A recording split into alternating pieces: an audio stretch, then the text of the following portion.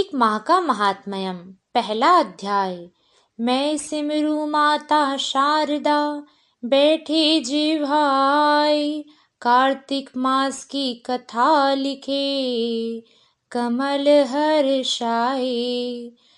नैमिषारण्य तीर्थ में श्री श्रुत जी ने 88,000 शौनकादि ऋषियों से कहा कि अब मैं आपको कार्तिक माह की विस्तार पूर्वक कथा सुनाता हूँ, जिसका श्रवण करने से मनुष्य के समस्त पाप नष्ट हो जाते हैं और अंत समय में वैकुंठ की प्राप्ति होती है। सूत जी कहने लगे, श्री कृष्ण जी से अनुमति लेकर देव ऋषि नारद के चले जाने के पश्चात सत्यभामा प्रसन्न होकर भगवान कृष्ण से बोली, हे प्रभु, मैं धन्य हुई, मेरा जन्म सफल हुआ। मुझ जैसी त्रैलोक्य सुंदरी के जन्मदाता भी धन्य हैं, जो आपकी 16,000 स्त्रियों के बीच में आपकी परम प्यारी पत्नी बनी। मैंने आपके साथ नारद जी को वह कल्प वृक्ष आदि पुरुष विधि पूर्वक दान में दिया, परंतु वही कल्प वृक्ष मेरे घर में लहराया। यह बात मृत्युलोक में किसी भी स्त्री को ज्ञात नहीं है। हे त्रिलोकीनाथ, मैं आपसे पूछने पर कुछ इच्छुक हूँ। आप कृपा करके कार्तिक महात्मा की कथा विस्तार पूर्वक बताइए, जिसको सुनकर मेरा हित हो और जिसके करने से कल्प पर्यंत भी मुझे आपसे विमुख न होना पड़े। श्री सूत जी महाराज आगे कहते हैं कि सत्यभामा के वचन को सुनकर भगवान श्री कृष्ण हंसते हुए सत्यभामा का हाथ पकड़ते हैं और उसे कल्प वृक्ष के नीचे ले जाकर कहते हैं कि हे सत्यभामा, तुम मुझे 16,000 सभी पत्नियों में प्राणों से भी प्रिय हो। तुम्हारे लिए मैंने इंद्र और देवताओं से विरोध किया। हे कांते, जो बात तुमने मुझसे पूछी है वह तुम सुनो। एक दिन मैंने तुम्हारी इच्छा पूर्ति के लिए गरुड़ पर सवार होकर इंद्रलोक पर जाकर कल्प वृक्ष मांगा। इंद्र ने उसे देने से मना कर दिया और मैंने गरुड़ पर चढ़कर उसके साथ घोर संग्राम अर्थात युद्ध किया और गौलोक में भी गरुड़ जी गौओं से युद्ध किया।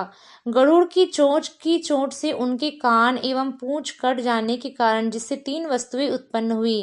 कान से तंबाकू, पूंछ से गोभी, रक्त से मेहंदी। इन तीनों का प्रयोग करने वाले को मोक्ष नहीं मिलता। तब गौओं ने भी क्रोधित होकर गरुड़ पर आक्रमण किया। उनके 3 पंख टूटकर गिर गए। इनमें पहले पंख से नीलकंठ, दूसरे पंख से मोर और तीसरे पंख से चकवा चकवी उत्पन्न हुए। हे प्रिय, इन तीनों का दर्शन करने मात्र से ही शुभ फल प्राप्त होता है। यह सुनकर सत्यभामा ने कहा कि हे प्रभु, कृपया करके मुझे मेरे पूर्व जन्मों के बारे में बताइए। मेरे जन्मदाता कौन है और मुझे मृत्युलोक में क्यों जन्म लेना पड़ा?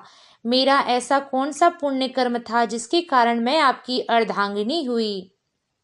भगवान श्री कृष्ण ने कहा कि हे सत्यभामा, अब मैं तुम्हारे किए हुए पुण्य कर्म को विस्तार पूर्वक कहता हूँ, तुम ध्यान पूर्वक सुनना।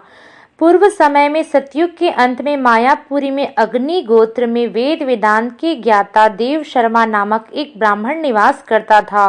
वह प्रतिदिन अतिथियों की सेवा, हवन और सूर्य भगवान का पूजन किया करता था। वह सूर्य के समान तेजस्वी, वृद्धावस्था में उसे एक गुणवती नाम की कन्या प्राप्ति हुई। उस पुत्रहीन ब्राह्मण ने अपनी कन्या का विवाह अपने ही चंद्र नाम के शिष्य के साथ कर दिया। वह चंद्र को अपने पुत्र के समान मानता था। चंद्र भी उसे अपने पिता के समान सम्मान देता था। एक दिन दोनों कुश व समिधा लेने के लिए जंगल में गए। जब हिमालय की तलहटी में भ्रमण कर रहे थे, तब उन्हें एक राक्षस आता हुआ दिखाई दिया। एक दिन दोनों कुश व समिधा लेने के लिए जंगल में गए। जब वे हिमालय की तलहटी में भ्रमण कर रहे थे, तब उन्हें एक बड़ा सा राक्षस आता हुआ दिखाई दिया। उस राक्षस को देखकर भय के कारण दोनों के अंग शिथिल हो गए और वे प्राण बचाने में असमर्थ हो गए। राक्षस उन दोनों को देखकर तुरंत ही उसे मार डाला। चूंकि वे दोनों धर्मात्मा थे, इसलिए मेरे पार्षद उन्हें बैकुंठ में मेरे धाम ले आए।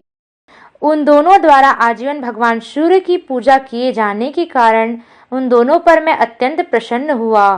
भगवान गणेश जी, सूर्यदेव और माता पार्वती देवी, इन सबकी पूजा करने वाला मनुष्य कभी भी अधोगति में नहीं जाता है, अर्थात भगवान उनका उद्धार अवश्य करते हैं। मैं एक होता हुआ भी काल कर्मों से 5 प्रकार के भेद में बंधा हुआ हूँ। जैसे एक देवदत्त, पिता, भ्राता आदि नाम से अनेक रूप से मुझे पुकारा जाता है। जब वे दोनों आरूढ़ होकर भगवान सूर्य के समान तेजस्वी रूपवान चंदन की माला धारण किए मेरे भवन में आए और मेरे भवन में आकर अनेक सुखों को भोगने लगे।